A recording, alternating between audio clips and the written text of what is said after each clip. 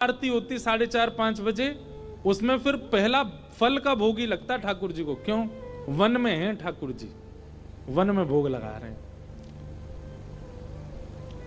तो राजभोग आरती के बाद में श्रीनाथ जी के कपाट बंद हो जाते, सूरदास जी आ जाते, अपनी कुटिया में बैठ करके कीर्तन गाते, पद बना बना करके रचना करते, और श्री ठाकुर जी चुपचाप खिड़की से निकल करके आते और सूरदास की कुटिया में अधर आकर के बैठ जाते और कोने में बैठ के थोड़ी पे हाथ धर के चुपचाप सुनते सूरदास जी को।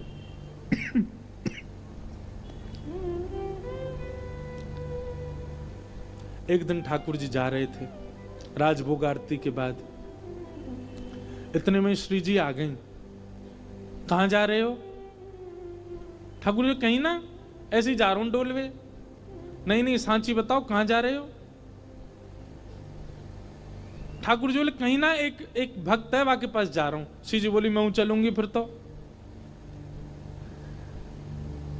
ठाकुर जी बोले श्यामा जी आप रहने दो, आप यहीं बैठो, मैं ही अकेला हो आऊं। श्री जी बोली अगर मोए ना लेके गए तो मैं गुसाई जी से शिकायत कर दूंगी कि राजभोग के बाद तुम कहीं चले जाओ, और गुसाई जी खोज करो जे कहां जा मैं।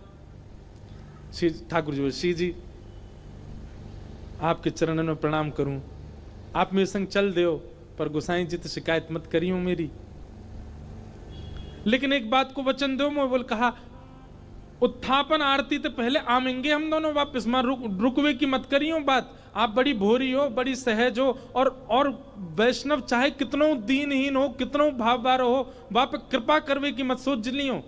आपको तो मन है जाए यहाँ पे सब लुटाए दूं, सब दे दूं, ऐसे मत करियो। चुपचाप जानो, चुपचाप आनो है, और मैं इशारा कर दूं तुरंत उठ के आ जाइयो। श्री जी बोले हाँ मैं आ जाऊंगी। ठाकुर जी हाथ पकड़ के श्री जी को ले गए सूरदास जी की कुटिया में। सूरदास जी के नेत्र तो है नहीं, बैठे हैं। अधर ते किवाड़ खोली, ठाकुर जी धीमे धीमे भीतर घुसे, धीमे धीमे श्री जी को भी लियो और मैं कोने में बैठा दी। बोले बैठ जाओ। देखो सूरदास जी गा रहे हैं के सर तिलक मोतिन की माला, वृंदावन के वासी, नेह लगाए त्याग गए तृण शम, डार गए गल फांसी, अखियां हरि दर्शन की प्यासी, हरि दर्शन की प्यासी, अखियां हरि दर्शन की। ठाकुर जी बैठ के सुन रहे हैं, मंद मंद श्री जी के नेत्रन से आंसू गिर रहे हैं। ठाकुर जी धीमे धीमे पहुंच रहे, बोले श्यामाचू हल्ला मत करियो जी, जग जाएगो, और जगह को कहा हमें पकड़ लेगो, जान नहीं देगो, और फिर यहाँ पे कृपा कर दी तो फिर सवन पे करनी पड़ेगी, या हमारे रो मत, बिल्कुल आराम से बैठी रहो। बोले ठीक है। अच्छा आपको क्या लगता है सूरदास जी को नहीं पता चली होगी कि ठाकुर जी आ गए? अच्छा अब तक ठाकुर जी अकेले आते थे तो ये बात मानी जा सकती है कि सूरदास जी को नहीं पता चला होगा, पर श्री जी आ गई हैं तो ये बात निश्चित है कि सूरदास जी को पता लग चुका है कि श्यामा श्याम दोनों आ गए हैं। और इस बात का प्रमाण बताएं, हमारे वृंदावन में एक सूरदास और हुए, उनने ठाकुर जी का खूब भजन किया। इतने में ही ठाकुर जी प्रकट है गए, और प्रकट होकर के बोले अरे बाबा मैं प्रकट है गया हूं, मैं तुम्हारे सामने ठाड़ा हूं, आ जाओ मेरे हृदय ते लग जाओ। सो बाबा बोले अरे नंद के लाला, मैंने जुगल की उपासना करी, तुम अकेले काहे को आए? ठाकुर जी मन में सोचे, बोले जी अंदरो है या दिखतर होना है, ऐसी कह दूंगा श्री जी आई हैं तो मान जाएगा। ठाकुर जी बोले हाँ श्री जी आई हैं, मेरे बगल में ही ठाड़ी हैं, आपको दिखना है रही हैं, संग ही आई हैं। बाबा मंद मंद मुस्काए के बोले लाला बावड़ा कोई और है बनाइयो, श्री जी ना आए तेरे संग। ठाकुर जी बोले तुम्हें कैसे पता श्री जी ना आई? बोले लाला श्री जी आई होती ना तो अब तक मैं आंधरो ना हो तो। श्री जी तो आते ही मुंह को नेत्र प्रदान कर देते हैं। लाला तोय विचार करना पड़े कि यहाँ पे कृपा करूं ना करूं, पर श्री जी तो प्रकट है सबसे पहले मुंह को नेत्र ही प्रदान करती, वो देखे ही नहीं पाती। तू तो इतनी देर तक थाड़ो थाड़ो देख रहा मुँह, श्री जी ना देख पाती, वो तो तुरंत नेत्र देती। इतने में ही किशोरी जी प्रकट हो गई, और किशोरी जी के प्रकट होते ही बाबा के नेत्र भी प्रकट है गए। वारी की ठाकुर जी बोले जय हो श्री जी, आपकी सत्ता भी संतन ते पता चले मुझे। तो उस कथा से, वैसे इस कथा में ये बात लिखी नहीं है, पर अभी अभी मेरे मन में व्यास मंच में बैठे बैठे आई कि उस कथा से इस कथा को जोड़ें। अब तक ठाकुर जी अकेले आते थे सूरदास जी के पास, पर आज श्री जी आई हैं, तो क्या सूरदास जी को पता नहीं चला होगा कि श्यामा श्याम आ गए हैं? निश्चित पता चल गया। इसीलिए आज एक विचित्र लीला हुई। क्या? गाते गाते सूरदास जी ने अपनी लाठी उठाई और उठ करके अपनी कुटिया से बाहर जाने लगे। श्री जी बोली जी कहां जा रहे हो बाबा? अरे आंधरो बाबा, कहीं गिर नहीं जाए, हम यहाँ के संग चलें, कहीं गिरवे वारो होगा तो बचा लेंगे। ठाकुर जी बोले मैंने पहले ही मना करी आप तो सब कृपा फिपा ना करनी कोई पे, और समय है गो उत्थापन को, मां गुसाई जी मंदिर खोल देंगे, चलो जल्दी मंदिर में। श्री जी बोली ना है ना है, बस ये जहां जा रहा हूं वहां तक यार छोड़, यहां में फिर चल देंगे मंदिर में। ठाकुर जी बोले पहले ही मना कर रहा हूं, मत चलो मेरे संग। आ गई है जबरदस्ती, अब मां मंदिर में हम दोनों नहीं मिलेंगे तो श्री गुसाई जी बड़ी डांटेंगे। श्री जी पीछे पीछे चलन लगी। सूरदास जी जान गए कि श्री जी ठाकुर जी आए और आज इन पर कृपा करवाई लूं अपने ऊपर, इसलिए सूरदास जी भी जबरदस्ती आंधरो बनने के भाव से चल रहे हैं। चलते चलते सूरदास जी भी वहां गए जहां गहरो गड्ढा। सूरदास जी जैसे ही गड्ढा की ओर जाने लगे, श्री जी बोली अरे देखो श्याम सुंदर जी गिर जाएगो बाबा, गड्ढा में गिर जाएगो, या के माथे में लग जाएगी, हाथ पांव में लग, या को पकड़ लो, रोक लो। ठाकुर जी बोले श्री जी तो मेरी सौगंध पास मत जाइयो, या के जिनके नेत्र नाए हूं मैं ना, इन सबन के पास छठवीं बुद्धि होवे, जे स्पर्श करके पहचान ले कौन है कौन नहीं है। और जाने एक बार हम दोनों उनको स्पर्श कर लियो, जो पहचान जाएगा कि हम कौन है। श्री जी बोली तो पता लगन दो कौन है, कहा चलो जाएगा। अरे ना है, एक पर कृपा कर दी तो घनेरे बैठे सबन पकड़नी पड़ेगी। किशोरी जी बोली ना ना जी गिर जाएगा। अब यहां तो किशोरी जी जा रही हैं बचावे, तब तक सूरदास जी कूद ही गए, और कूदते अरे भैया, अरे कन्हैया, अरे लाला, अरे भैया कोई काम को सुनना हो तो न देखियो, अरे मैं आंधरो गिर गऊं कुआ में, अरे भैया मैं यहां से बचाए लियो। श्री जी बोले ठाकुर जी या तो इनको बाहर निकालो, नहीं तो मैं आपसे कट्टी आ जाऊंगी। ठाकुर जी बोले श्यामा जी मैं यही मारे ना लेके आऊं आपको संग में, नेक में ही पिघल जाए, नेक में ही दया आ जाए आपके चित्त में ना, या को निकाल दो, फिर कभी ना कहूंगी, या को बस बाहर निकाल के हम दोनों भाग जाएंगे यहां से। ठाकुर जी ने ऊपर से झांक के देखी, खूब गहरो। ठाकुर जी कैसे निकारूं? श्री जी बोली एक तरीका है ना, आप अपनी कारी कमरी निकारो, मैं अपनी चुनरी निकारूं, दोनों में गुर्र गांठ बांध दो और बाकू नीचे पधरा दो, बाबा तो कह रहे पकड़ ले, पकड़ के हम यहां बाहर निकाल लेंगे। ठाकुर जी बोले ठीक है लाओ। श्री जी ने अपनी चुनरी दी, ठाकुर जी ने कारी कमरी ते बांध के और नीचे वह गड्ढा में डाल दी, और ऊपर से ठाकुर जी बोले बाबा। आहा, बाबा स्वर सुनते ही सूरदास जी के तो रोम रोम कंपित हो गया, आनंदित है गए, बोले ये तो इतनो मीठो स्वर तो मेरे नंदन नंदन को ही है। हाँ भैया कौन है? अरे बाबा मैं यही गांव को छोड़ा हूं, मैं अभी आवाज सुनाई दी, बाबा मैंने अपनो पटका नीचे डाल दियो, पकड़ लियो, आ जाओ ऊपर को। सूरदास हाँ भैया कहाँ को? जय है पकड़ लो।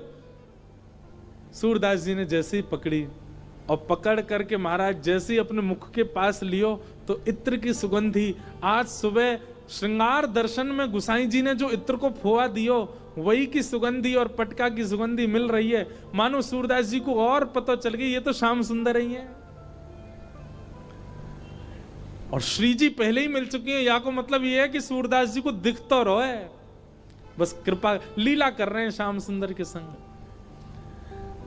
सूरदास जी ने पटका पकड़ो, यहां ठाकुर जी पटका खींच रहे हैं और ठाकुर जी को श्री जी खींच रही हैं।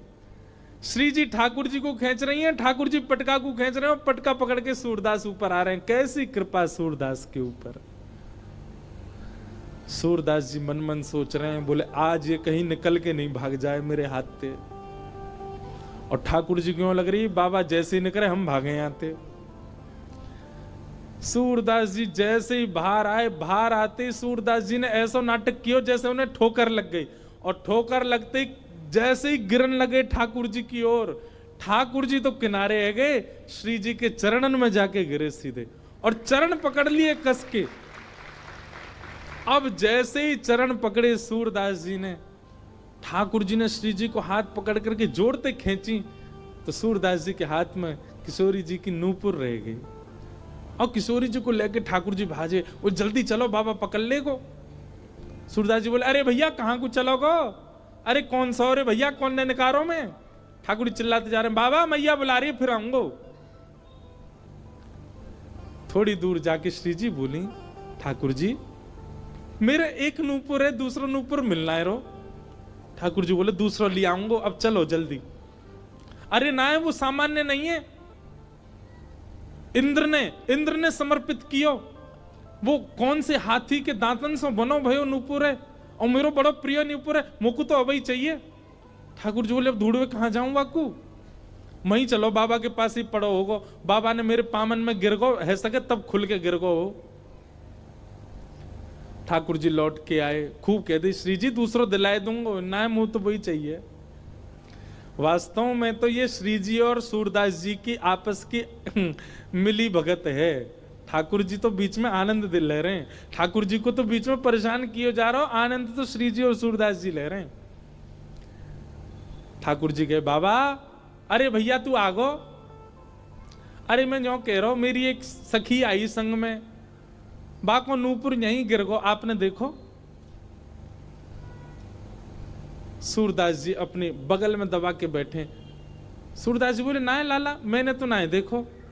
बाबा आपके हाथ में लगता रहो बगल में, जे तो है मेरी सखी को नूपुर। अच्छा जे, बोले हाँ ये, अरे जे तो मुझे अभी अभी मिलो यहाँ पे। बाबा दे दो ना, मेरी सखी को नूपुर है। लाला जे नूपुर अगर मैंने तोय दे दियो और कहीं बाद में कोई सखी वास्तव में आके मुझे बोली बाबा मेरो नूपुर देखो का, मैं कैसे पहचानूं कि वो सखी तेरे संग है? मेरे पास आंख तो है ना, मुझे दिख तो रोना है। तो बाबा हम कहते रहे कि नूपुर हमारा, बोले कहवे ते का होवे, एक नूपुर मेरे पास है तो निश्चित है दूसरा तुम्हारे पास ही होगा, दूसरे नूपुर की पहचान करा दो तो पहले दे दूंगा। ठाकुर जी बोले पहचान कैसे होएगी? बोले अपनी सखी तक है, अपने पाम आगे करेगी, मैं जैसे स्पर्श करके देख लूंगा कि हाँ ये नूपुर एक ही है तो मैं दूसरों पहना दूंगा। ठाकुर जी बोले मैं सब समझ रहा हूं, जे बाबा पाम छुए के चक्कर में पकड़ ले वो कस के अब ना जान दूंगा, और फिर क्या करेंगे हम? श्री जी बोली कोई बात ना, मैंने अरे नहीं श्री जी आप पीछे रहो, मैं दूसरा दबाए दूंगा, नाम हो तो वो ही चाहिए जो सूरदास के हाथ में। श्री जी आगे बढ़ गए, लो बाबा नूपुर देख लो। सूरदास जी ने जैसे स्पर्श किया समझ गए, अरे हाँ भैया ये तो वही नूपुर है, लो मैं पहना दूं। दूसरे पाम में सूरदास जी ने पहनायो, और पहनाते ही महाराज अंक में भर लिए श्री जी के चरण। बोले अब ना जान दूंगो, मैं जान गया हूं जो साक्षात वृषभानु दुलारी हैं, और लाला तू जो मुख निकार के गए हो मैं सब जान गया हूं, तू नंद जी को लाला है। जीवन निकरगो गाते गाते तुम दोनों के यश को, आज पहली बार पकड़ में आयो, अब नहीं जान दूंगो। ठाकुर जी ने खूब खींची पर श्री जी नहीं छोड़ी सूरदास जी ने। ठाकुर जी बोले बाबा तू जो कहेगो सो करेंगे, जे बता अब करनो कहा है, तू कैसे छोड़ेगो? बसो मोरे नैनन में यह जोड़ी, बसो मोरे नैनन में यह जोड़ी। सूरदास जी कह रहे हैं मैं नेत्रन से आंध हूं, मुंह दिखे ना है, पर मैं आपसे एक ही वरदान चाहूं, मेरे एक नेत्र में सदा श्री जी और दूसरे नेत्र में सदा आप विराजमान है जाओ, आपके नित्य दर्शन मुकु होयो करें, बस यही वरदान दे दो। नव दुलहे ब्रज राज सावरो, दुल्हन राधा गोरी, बसो मोरे नैनन में यह जोड़ी, बसो मोरे नैनन में यह जोड़ी।